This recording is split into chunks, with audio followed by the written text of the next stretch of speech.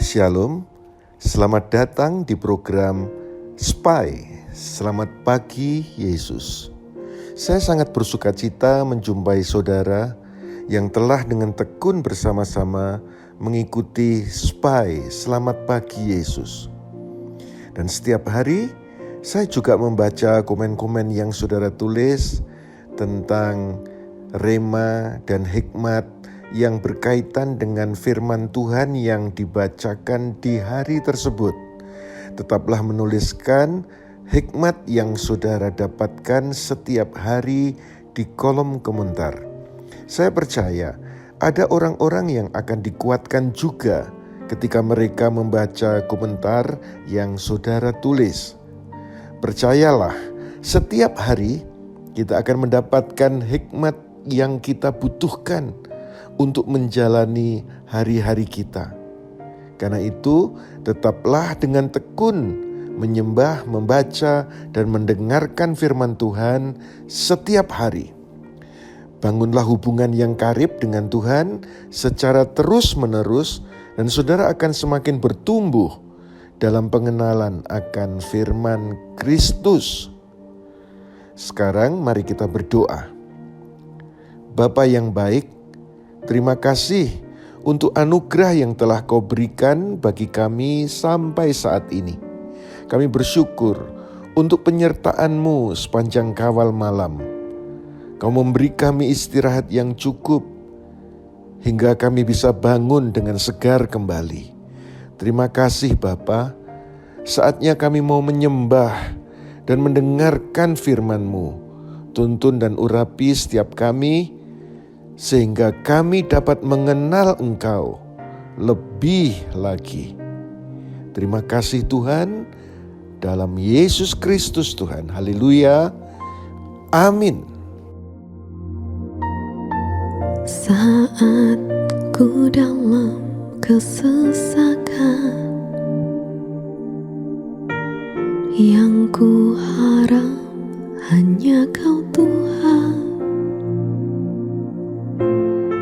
Saat badai hidup menerpa, masih ada Tuhan bagiku. Saat semua jalan tertutup,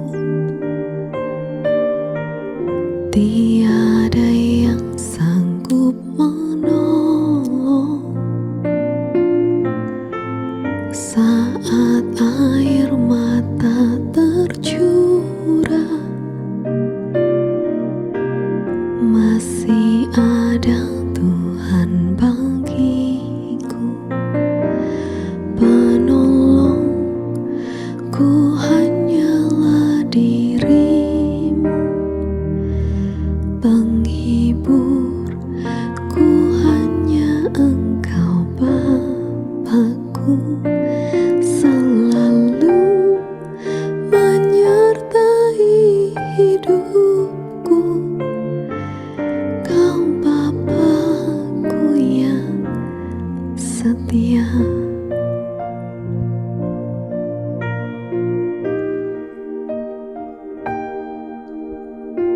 Saat semua jalan tertutup,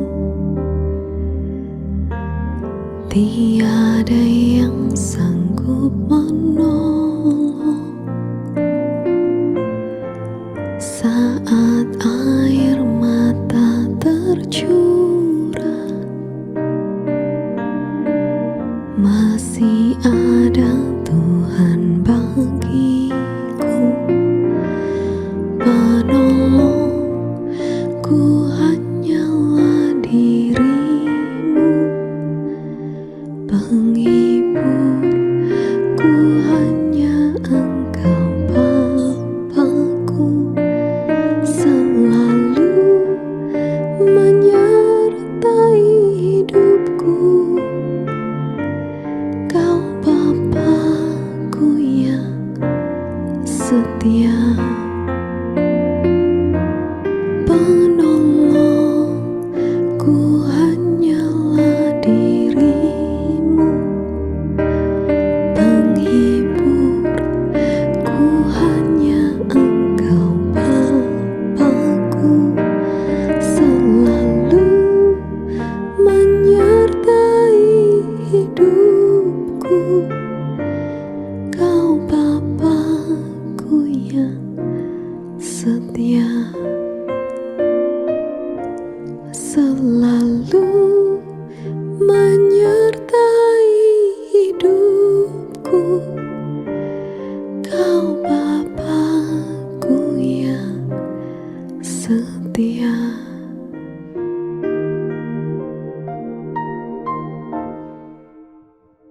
2 Tawarik 27. Yotam berumur 25 tahun pada waktu ia menjadi raja. Ia memerintah selama 16 tahun di Yerusalem. Nama ibunya ialah Yerusa, anak perempuan Zadok. Ia melakukan apa yang benar di mata Yahweh, seperti yang telah Uzia ayahnya lakukan. Tetapi justru ia tidak masuk ke tempat suci Yahweh, dan rakyat tetap saja melakukan perbuatan yang jahat. Ia membangun gerbang atas di bait Yahweh, membangun banyak sekali di tembok Ofel. Ia juga membangun kota-kota di perbukitan Yehuda, lalu di hutan-hutan. Ia membangun benteng-benteng serta menara-menara.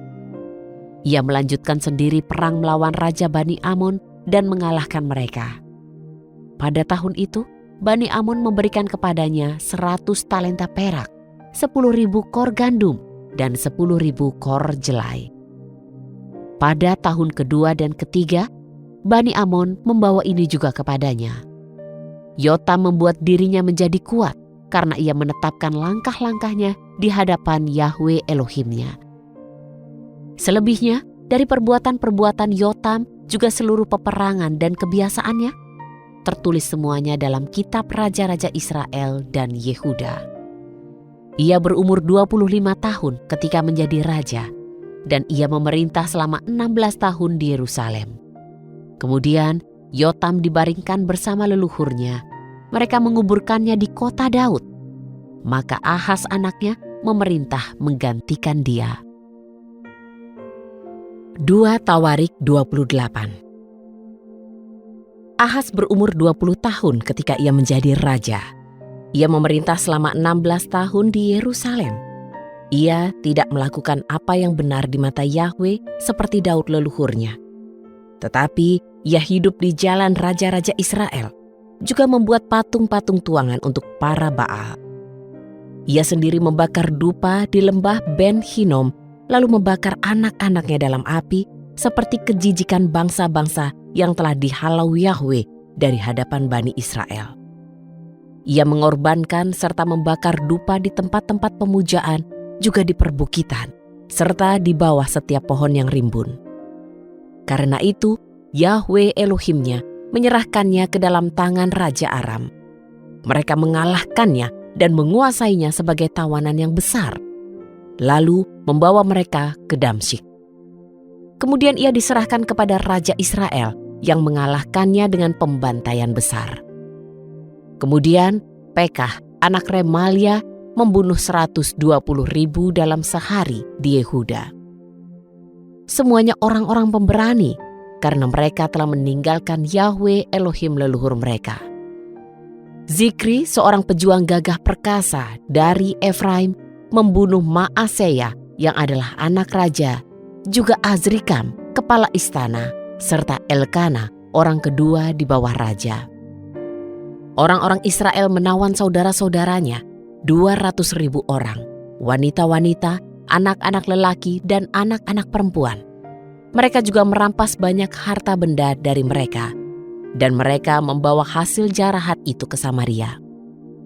Tetapi di sana ada nabi Yahweh yang bernama Oded. Kemudian ia pergi ke depan tentara yang datang ke Samaria, lalu berkata, "Sesungguhnya dalam murka Yahweh Elohim leluhurmu terhadap Yehuda, Dia menyerahkan mereka ke dalam tanganmu, dan kamu telah membunuh di antara mereka sampai mencapai langit. Sekarang kamu berkata hendak menaklukkan keturunan Yehuda dan Yerusalem sebagai budak dan sebagai hamba-hamba perempuan bagimu. Tetapi sesungguhnya kamu bersalah terhadap Yahweh Elohimmu. Maka sekarang dengarkanlah aku. Kembalikanlah mereka yang telah kamu tawan dari saudara-saudaramu, karena kedahsyatan murka Yahweh atas kamu." Lalu beberapa pemimpin suku Efraim, Azaria anak Yohanan, Berekia anak Mesilemot, Yehizkia anak Salum, dan Amasa anak Hadlai bangkit melawan orang-orang yang datang dari perang dan berkata kepada mereka, "Kamu tidak akan membawa para tawanan itu ke sini, karena kami telah bersalah terhadap Yahweh. Kamu mau menambah dosa dan rasa bersalah kami karena kesalahan kami besar dan ada kedahsyatan murka atas Israel." Maka orang-orang yang bersenjata itu meninggalkan tawanan dan barang rampasannya di muka para pemimpin dan seluruh jemaat itu. Lalu orang-orang yang disebut namanya bangkit mengambil para tawanan itu. Mereka memberi pakaian pada orang-orang yang telanjang dengan hasil rampasan itu. Ya, mereka memberi pakaian dan kasut pada mereka, memberi mereka makan dan minum, serta mengurapi mereka. Lalu mereka membawa keluar yang lemah dengan keledai. Kemudian membawa mereka ke Yeriko, ke kota pohon kurma dekat saudara-saudara mereka. Lalu mereka kembali ke Samaria. Pada waktu itu Raja Ahaz mengirim utusan kepada Raja negeri Asyur untuk memohon bantuan. Karena orang Edom datang kembali menyerang Yehuda dan mengangkut tawanan. Orang-orang Filistin menyerbu kota-kota di daerah rendah di sebelah selatan Yehuda, merebut Bet-Semes, Ayalon, Gederot, Soko, juga desa-desanya, Timna juga desa-desanya, dan Gomzo serta desa-desanya, kemudian tinggal di sana. Demikianlah Yahwe merendahkan Yehuda karena Ahaz, raja Israel itu melakukan kebiadaban di Yehuda dan bertindak tidak setia terhadap Yahwe. Tilgat-Pilneser, raja negeri Asyur, datang kepadanya, menekannya dan tidak menolongnya. Walaupun Ahaz mengambil barang-barang dari bait Yahwe, dari istana raja, dari para pemimpin, dan telah memberikannya kepada raja negeri Asyur, tetapi itu tidak menolongnya. Pada waktu terdesak keadaannya, maka ia semakin bertindak tidak setia kepada Yahwe. Itulah Raja Ahaz. Ia memberi kurban kepada para ilah orang Damsyik yang telah menghantamnya, dan berkata, "Karena para ilah raja-raja Aram inilah yang menolong mereka, maka aku harus berkurban kepada mereka agar mereka menolong aku." Namun mereka menyebabkan ia dan seluruh orang Israel jatuh. Kemudian Ahaz mengumpulkan semua perkakas bait Elohim, menghancurkan berkeping-keping perkakas-perkakas bait Elohim, dan menutup pintu-pintu bait Yahwe. Ia membuat mezbah bagi dirinya di setiap penjuru Yerusalem. Di setiap kota, bahkan kota-kota di Yehuda, ia membuat tempat-tempat untuk membakar dupa bagi ilah-ilah lain yang menyebabkan murka Yahwe Elohim leluhurnya. Selebihnya dari perbuatan-perbuatannya, seluruh jalannya, dari awal sampai akhir, sesungguhnya semuanya itu tertulis dalam kitab Raja-Raja Yehuda dan Israel. Lalu Ahaz berbaring bersama leluhurnya. Mereka menguburkannya di kota di Yerusalem, karena mereka tidak membawanya ke pekuburan raja-raja Israel. Dan Hizkia anaknya memerintah di tempatnya. Ibrani 11. Iman adalah hakikat dari segala sesuatu yang diharapkan dan bukti dari segala sesuatu yang tidak dilihat. Tentang iman ini, para leluhur telah memberi kesaksiannya. Oleh iman, kita mengerti bahwa alam semesta dijadikan oleh firman Elohim. Dengan demikian, apa yang kelihatan sesungguhnya terjadi dari apa yang tidak kelihatan. Oleh iman, Habel telah mempersembahkan kepada Elohim korban yang lebih baik daripada korban Kain. Oleh iman, ia dinyatakan sebagai orang benar, dan Elohim berkenan atas persembahannya. Oleh iman pula, ia masih berbicara sekalipun sudah mati.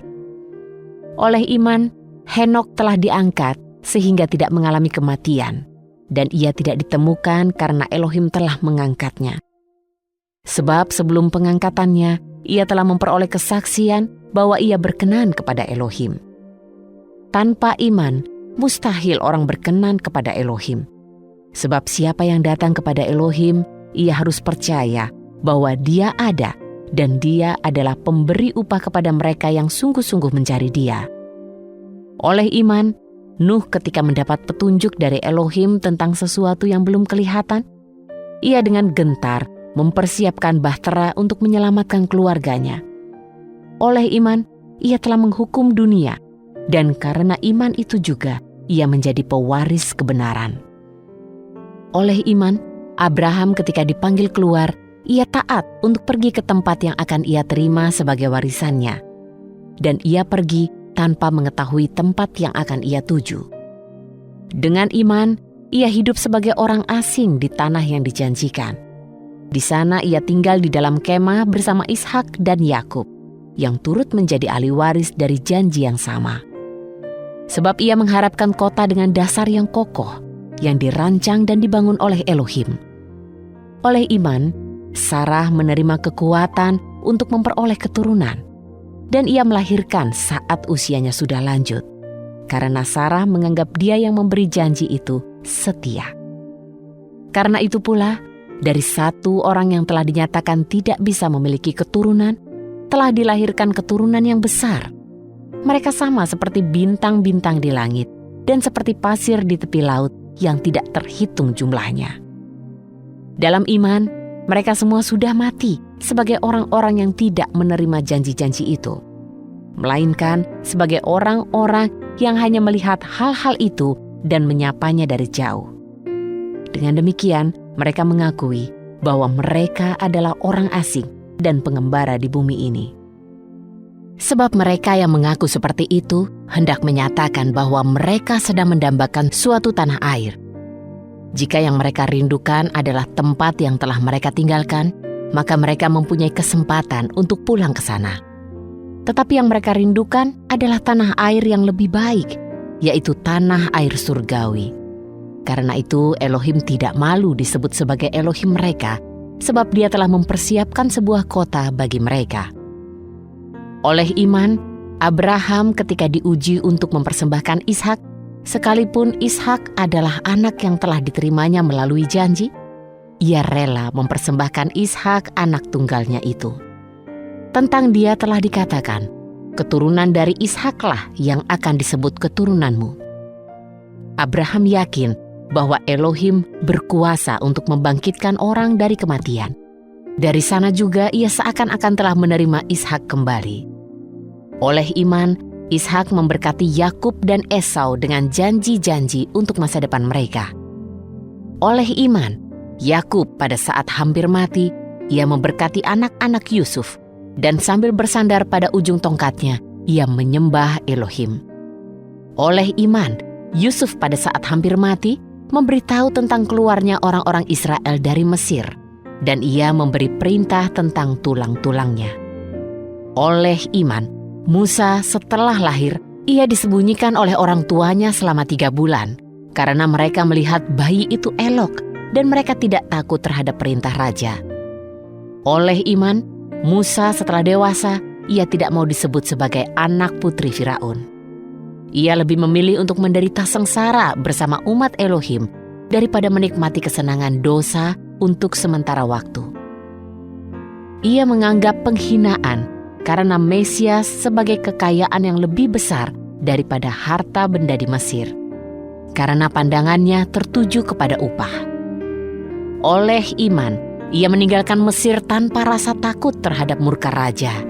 Ia menjadi kuat karena ia telah melihat Elohim yang tidak nampak.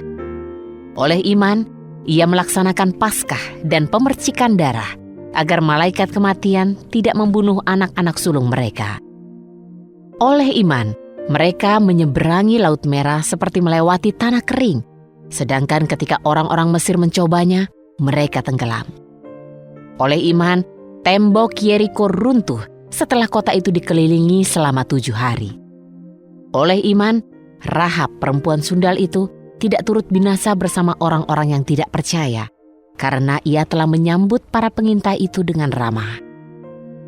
Apalagi yang harus aku sebutkan? Aku akan kekurangan waktu jika hendak bercerita tentang Gideon, Barak, Simson, Yefta, Daud, Samuel, dan para nabi. Oleh iman, mereka telah menaklukkan kerajaan-kerajaan, mengamalkan kebenaran, memperoleh apa yang dijanjikan, menutup mulut-mulut singa, memadamkan kedahsyatan api, diluputkan dari mata pedang, mendapat kekuatan dalam kelemahan, dijadikan kuat dalam peperangan, dan menundukkan bala tentara asing. Wanita-wanita telah menerima kembali orang-orangnya yang mati dan telah dibangkitkan. Tetapi orang-orang lain telah dianiaya dan tidak mau menerima pembebasan agar mereka mendapat kebangkitan yang lebih baik. Dan yang lainnya telah menerima cemooh dan cambukan, bahkan dibelenggu dengan rantai dan dimasukkan ke dalam penjara. Mereka dirajam dengan batu, digergaji, dicobai, dan dibunuh dengan pedang. Mereka mengembara dengan pakaian kulit domba, dengan kulit kambing, dan menderita kekurangan, ditindas dan disiksa. Dunia ini tidak layak untuk mereka. Mereka mengembara di padang-padang gurun, di gunung-gunung, di gua-gua, serta di celah-celah gunung. Sekalipun iman mereka telah memberi kesaksian yang baik, namun mereka tidak menerima apa yang dijanjikan itu. Sebab Elohim telah menyediakan sesuatu yang lebih baik untuk kita, sehingga tanpa kita, mereka tidak akan dibuat menjadi sempurna. Terima kasih telah mengikuti tayangan Selamat Pagi Yesus pada hari ini. Tetaplah bertekun untuk bersekutu karib dengan Tuhan setiap hari. Saya percaya sepanjang hari ini hikmat dan urapan Tuhan menyertai kita. Hingga apapun yang kita kerjakan dibuat Tuhan berhasil. Jika saudara diberkati dengan tayangan Selamat Pagi Yesus, jangan lupa untuk subscribe dan share tayangan ini kepada rekan dan kerabat saudara. Tulislah komentar yang membangun pada tayangan ini. Selamat beraktivitas. Tuhan Yesus memberkati kita semuanya. Amin.